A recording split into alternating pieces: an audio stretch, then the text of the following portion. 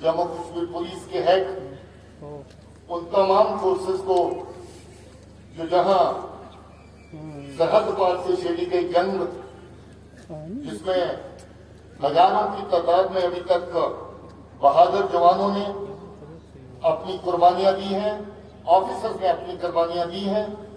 मैं सबकी जानिब से उनको खराज अकीदत पेश करता हूं। अमन और तरक्की की राहें मजबूत हुई हैं, हमवार हुई हैं और हम सब मिलकर के अमन और शांति को परमानेंस देने के लिए और मजबूत करने के लिए काम कर रहे हैं। आज का ये फंक्शन जो एक तरह का शोक फंक्शन होता है, पूरे मुल्क में इसको हम कमेमोरेशन डे के तौर पर मनाते हैं। उन शहीद अफसर और साथियों को याद करने के लिए जिन्होंने आज से बहुत साल पहले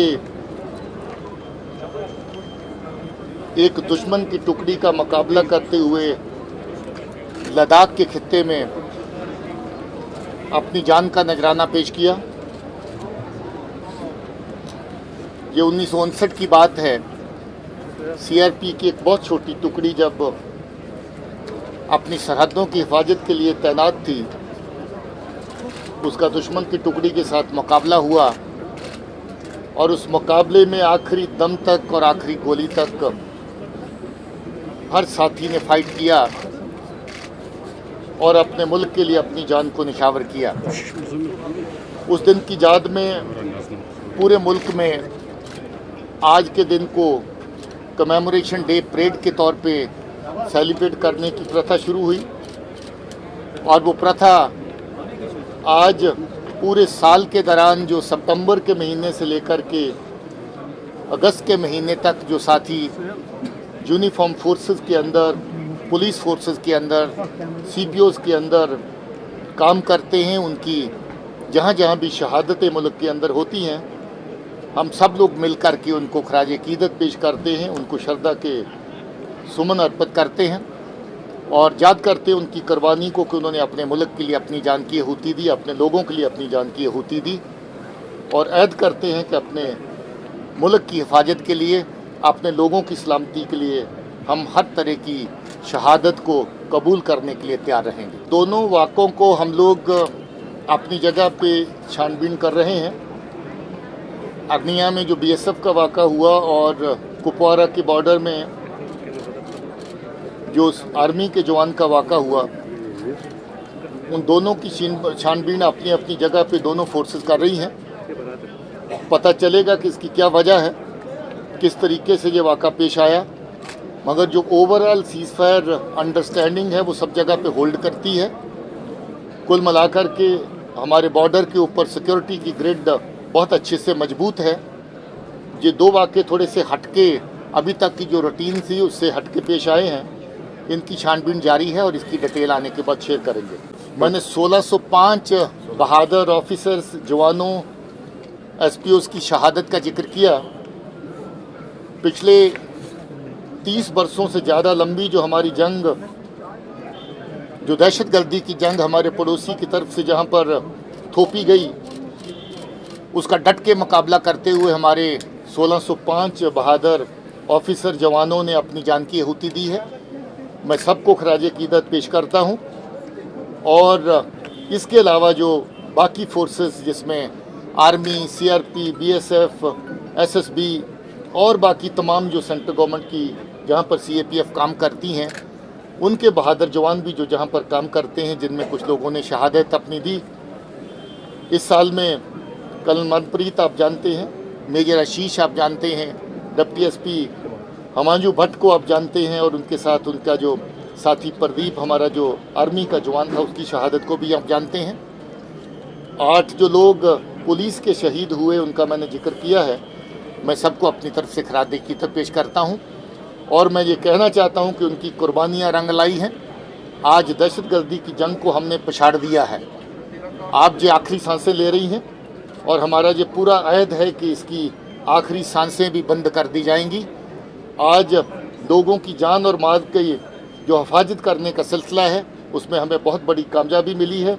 जहां सैकड़ों और हज़ारों की तादाद में बेगुनाह लोगों का दहशतगर्दी की जंग के अंदर खून हुआ, दहशतगर्दों में पाकिस्तान की एजेंसी के इशारे पर जिस तरीके से आम लोगों को, बेगुनाह लोगों को अपनी गोली का निशाना बनाया, आज वो दिन बीते दिन हो गए हैं। आज लोग अपने एक फिर से अमन के माहौल में जीने की जो चाहत रखते थे, फिर से उस माहौल में लौटे हैं। आज हमारे बच्चे सुरक्षित हैं, आज हमारे कारोबारी लोग सुरक्षित हैं, आज हमारा टूरिस्ट सुरक्षित है। हर आदमी जहां पर फिर से अमन के माहौल में सांस ले रहा है, मुझे इस बात की खुशी है। इस माहौल तक पहुंचने के लिए जो फोर्सेस ने काम किया है, जो जम्मू कश्मीर पुलिस ने काम किया है, मैं उसकी रज की सराहना करता हूं। और फिर से उन साथियों को जो हमारे साथ कंधे से कंधा मिला के काम करते रहे, मगर उसी काम के दौरान अपनी जान निछावर करके, मैं उनके सामने अपना सर झुकाता हूं और उनको अपनी तरफ से खराज अकीदत पेश करता हूं। नार्को टेररिज्म के ऊपर बहुत बड़ी नकेल इस वक्त कसी जा चुकी है।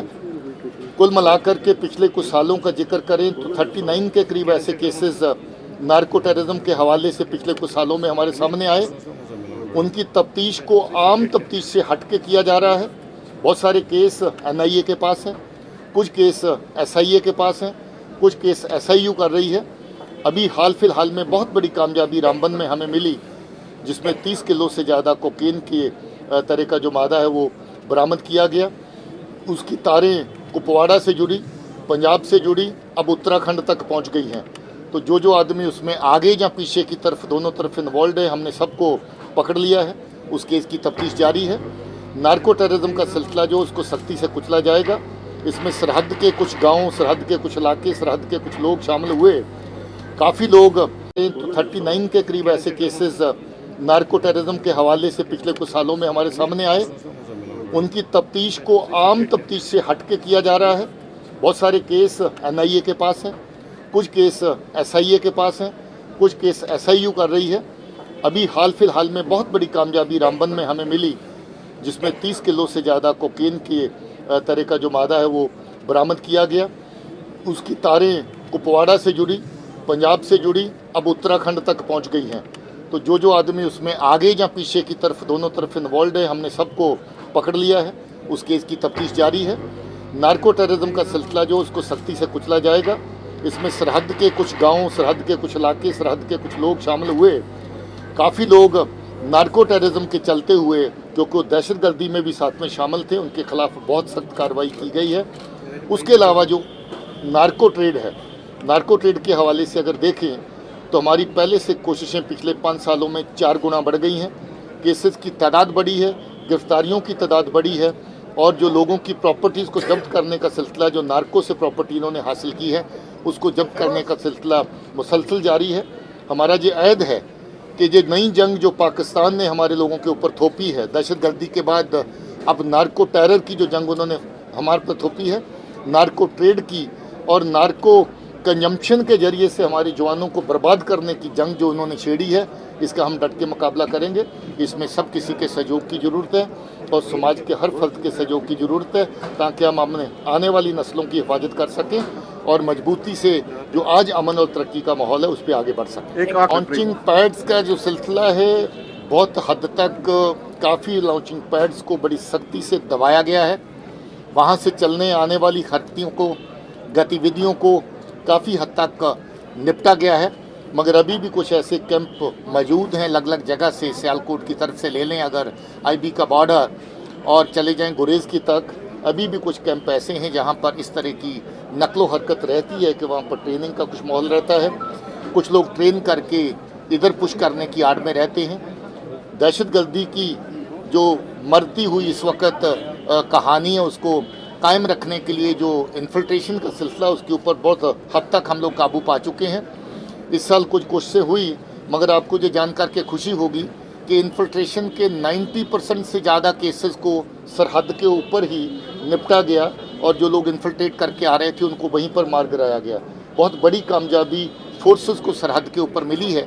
जो लोग निकल के आगे आए उनमें से काफ़ी लोग जहाँ पर हिंटरलैंड में भी मारे गए हैं। मुझे सबसे बड़ी खुशी इस बात की है कि आज जो जहाँ का नौजवान जम्मू कश्मीर का अपना यूथ जो है, जो उनके बहकावे में आके मिलिटेंसी की तरफ बढ़ रहा था, उसने इस बात को पहचान लिया है। दुश्मन की साजिशों को और दुश्मन की चाल को उन्होंने पहचान लिया है। कहाँ पिछले साल 110 लोग मिलिटेंसी की जो रैंक्स में उसमें शामिल हुए थे, और आज सिर्फ और सिर्फ इस साल में 10 लोग मिलिटेंसी की तरफ गए। अभी भी ऐसे बहके हुए जवानों को मैं कहना चाहता हूँ कि अब ये सिलसिला बंद कर देना चाहिए। 6 लोग इन 10 में से भी मारे गए। हमारी जानें कीमती हैं, हम नहीं चाहते कि आपकी जानें जाया हों। जो आदमी हथियार उठाता है, पाकिस्तान की एजेंसियों के इशारे पे बेगुनाह की जान को निशाना बनाता है, उसकी अपनी जान भी गोली लग के किसी न किसी इनकाउंटर में ख़त्म होने का सिलसिला बनता है। अभी भी हमें गुरेज करना है। आज वक्त है बिल्कुल अमन के साथ खड़े होने का। आज वक्त है अपनी ज़िंदगियों को फिर से आबाद करने का, तामीर करने का, अपने समाज को तमीर करने का, उजड़े हुए वरान को फिर से आबाद करने का सिलसिला बड़ी तेज़ी से चल रहा है। इसमें नौजवान के सहयोग की बहुत बड़ी ज़रूरत है। मैं चाहता हूँ, फिर से ये जवानों को अपील करना चाहता हूँ कि ये जो 10 बच्चे भी अगर ना गए होते इस तरफ, तो आज कितनी अच्छी बात होती। हम ये खुल के कह सकते दुनिया के सामने कि आज पूरी तरह जम्मू कश्मीर का जो यूथ है वो अब हमारे साथ जुड़ गया है, अमन के साथ जुड़ गया है। ये 10 में से 6 की जानें जाया हो चुकी हैं। 4 भी अभी इधर उधर अगर वेपन लेके घूम रहे हैं तो आज नहीं तो कल वो भी मारे जाएंगे।